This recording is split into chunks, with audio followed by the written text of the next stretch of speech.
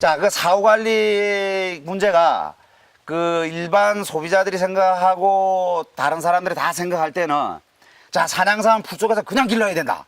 이렇게 얘기를 하는데 풀 속에서 그냥 길러서는 절대 소득이 나올 수가 없습니다. 지금 우기철이라 가지고 지금 저기에 보다시피 나뭇가지나 이게 떨어져서 이 어린 삶들을 다 누르고 있잖아요. 저걸 다 또 제거를 해주고 뭐 이런 것도 필요로 하지만 일단은 제초 작업이 가장 급선무예요. 씨를 뿌려놓고 무조건 3년 동안은 매해 1회 내지 2회는 제초 작업을 해줘야 돼요. 풀 속에 들어가 있어 가지고는 이 어린 것들이 이 풀하고 경쟁해서 클 수가 없거든요. 그래서 3년 동안은 무조건 제초 작업을 해줘야 되고, 가을철에는 지금 여기 보시게 되면 낙엽이 거의 잘 안 보이죠. 3년 동안은 낙엽 제거를 다 해줘야 됩니다. 이 어린 삶들이 낙엽에 덮쳐서 이제 지금 여기는 낙엽에 쌓이게 되면 막 20cm, 30cm 쌓여요. 봄철에 그걸 뚫고 올라오지를 못해요. 올라오기는 올라오는데 저 가보면 이제 낙엽 속에 크는 게 있어요. 그 낙엽을 뚫고 올라오느라고 거기에 힘을 다 빼서 얘들이 크지를 못해. 그래, 그게 뭔 얘기인가 하면 산양삼이나 산삼이 생육하는 걸 보게 되면, 야생적으로 가서 캐보게 되면 낙엽을 긁어내고 표토 5cm 미만에 10cm 정도 깊어봐야 그 대다수의 삶들이 거기에 뿌리가 다 들어있어요. 그런데 그게 20cm 정도 쌓인다고 한다 이러면 삼이 생육을 못하죠. 거기에 힘이 다 빠지기 때문에.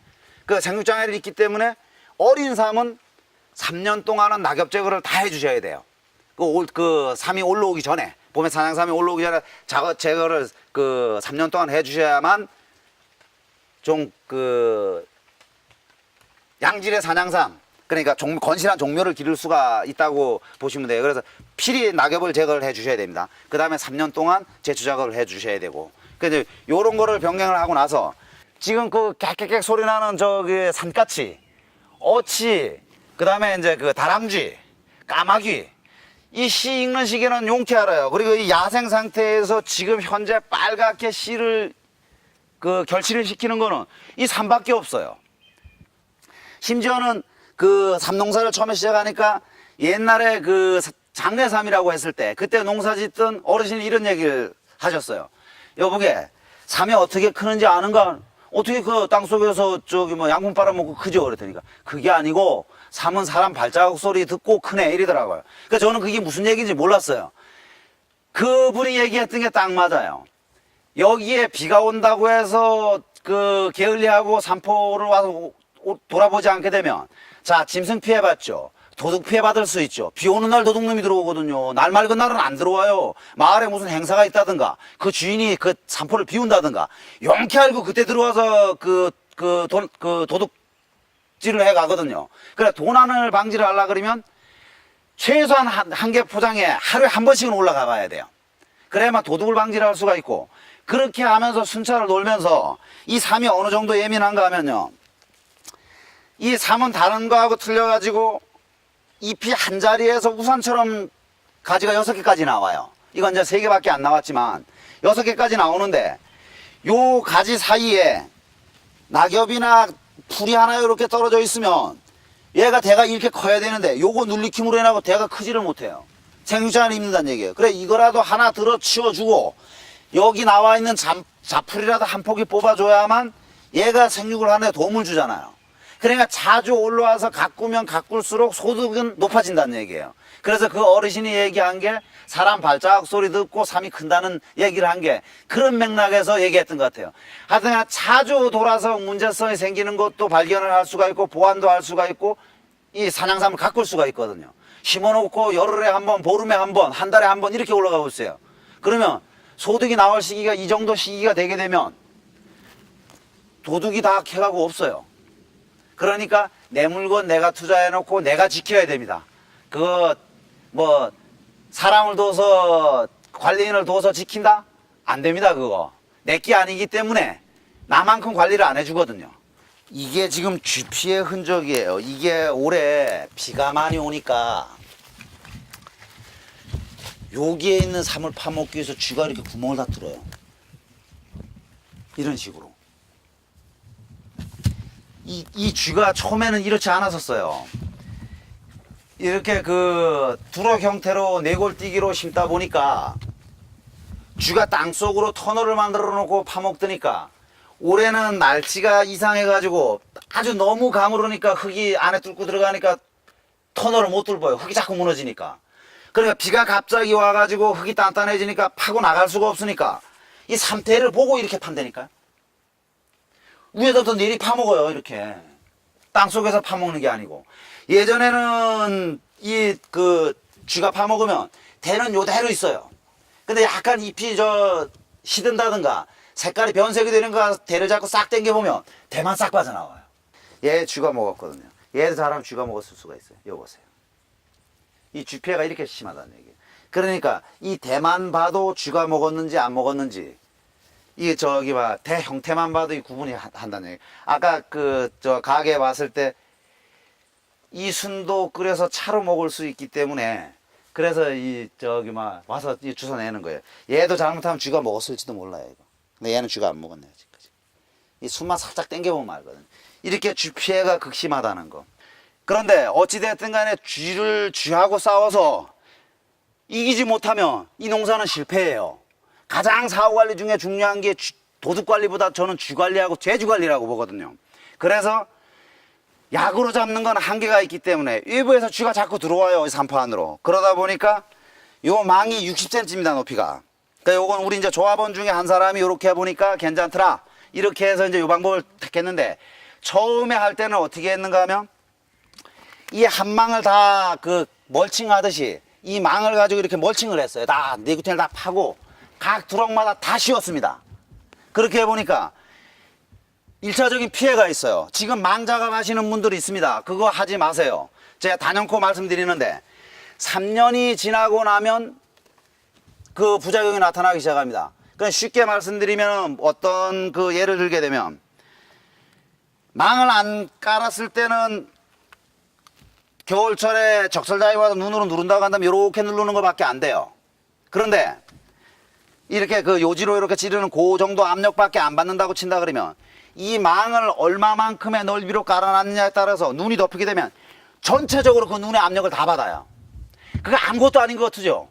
그거 3년 동안 압력 딱 받고 나면 여기 있는 개체수가 현저하게 줄어들기 시작해요. 제가 25m 그 망 씌우는데 몇 주가 들어갔는가 하면 그때 약 한 600주 정도 들어갔어요. 지금 가서 보게 되면 지금 그거 씌워놓은 지가 몇 년 됐는가 하면 한 10년 정도 됐습니다. 거기 가서 보게 되면 600주 들어있던 게 제가 엊그저께 올라가서 쉬어보니까 한 한 몇 개밖에 안 남아있어요. 상품성이 있는 게 캐봐야 알아요. 몇 개나 남아있을지. 그 정도로 그 압력을 받기 때문에 피해를 받아요. 수확하려고 이렇게 땅을 파보게 되면 한 15cm 정도 흙이 단단해요. 그래서 아까 저쪽에서 말씀드렸죠. 3은 10cm, 낙엽을 끌거나 10cm 안쪽에 다 생육을 한다 그랬죠. 얘 아무리 깊이 심어도 지가 스스로 땅 위로 닿고 솟구쳐 올라와요, 뿌리가. 이 3의 생리가 그렇습니다, 생육 상태가. 그러다 보니까 그게 솟구쳐 올라오지 못하도록 압력이 꽉 가해져 있는 상태에서 모든 식물은 그렇거든요. 입만으로 호흡을 하는 게 아니고 뿌리로도 호흡을 하거든요. 뿌리로 호흡을 못하니까 죽을 수밖에 없어요. 그래서 2차적인 방법을 택한 게 전체적인 압력을 받지 않고 쥐가 들어오지 못하게 하려고 이 망을 친 거예요. 그러니까 이제 와서 어떤 분이 물어봐요. 이거를 어떻게 했습니까? 포크레로 파고 묻었으면 이 포크레가 어떻게 올라와요? 사람이 다 파고 묻어야 되겠죠.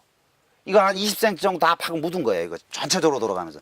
그래서 이 전체 산을 이게 큰 면적을 씌우면 씌울수록 쥐 피해는 또 받을 수가 있어요. 그래서 500m면 500m, 200m면 200m.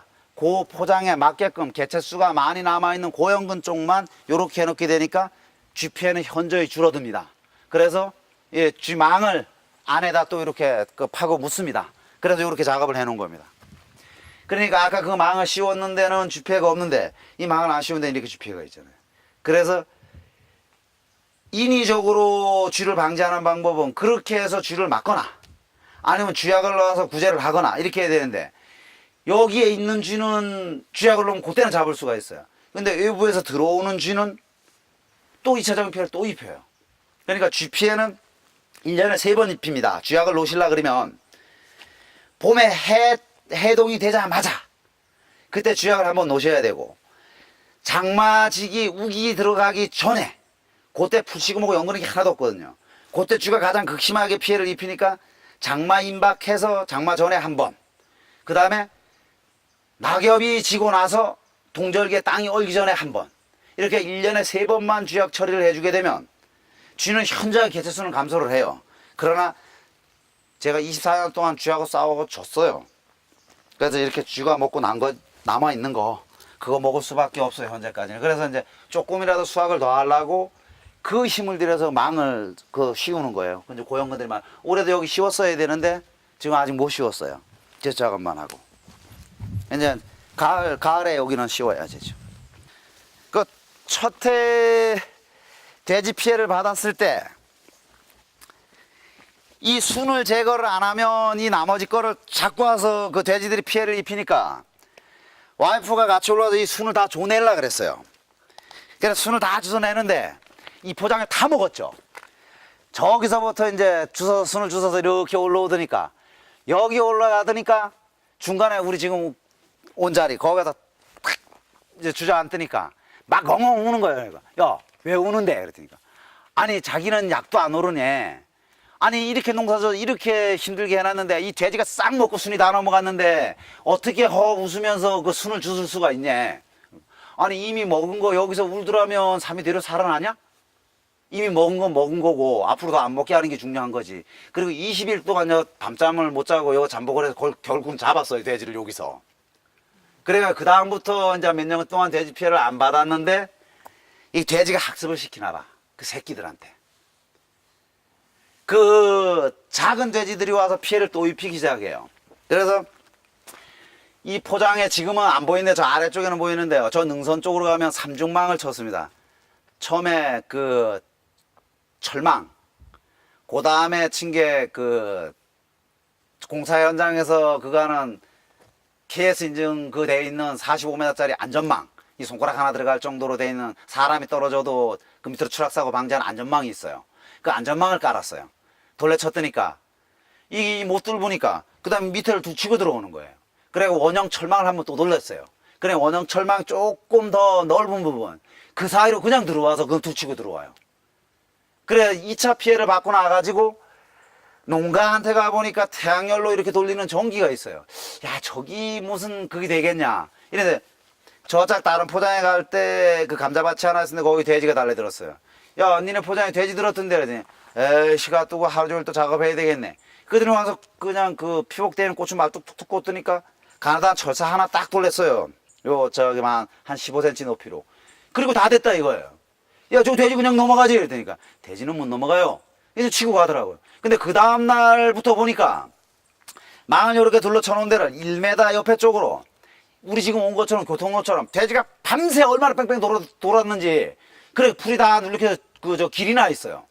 그러니까 돼지는 머리를 땅에 대고 이렇게 가서 뭐 노루나 토끼나 이런 것처럼 껑충 뛰넘는 그런 걸 못 하더라고요. 이렇게 걸어가요. 그러다 보니까 걸어 넘어가다 그 선에 대이잖아요. 그러니까 전기를 먹으니까 못 들어가는 거예요. 껑충 튀 넘어가질 못하는 거예요. 아 그래서 그러면 전기하면 되겠구나. 그래서 그 들자마자 전기를 한번 딱 돌렸더니까 그 이후부터는 돼지가 안 들어와요.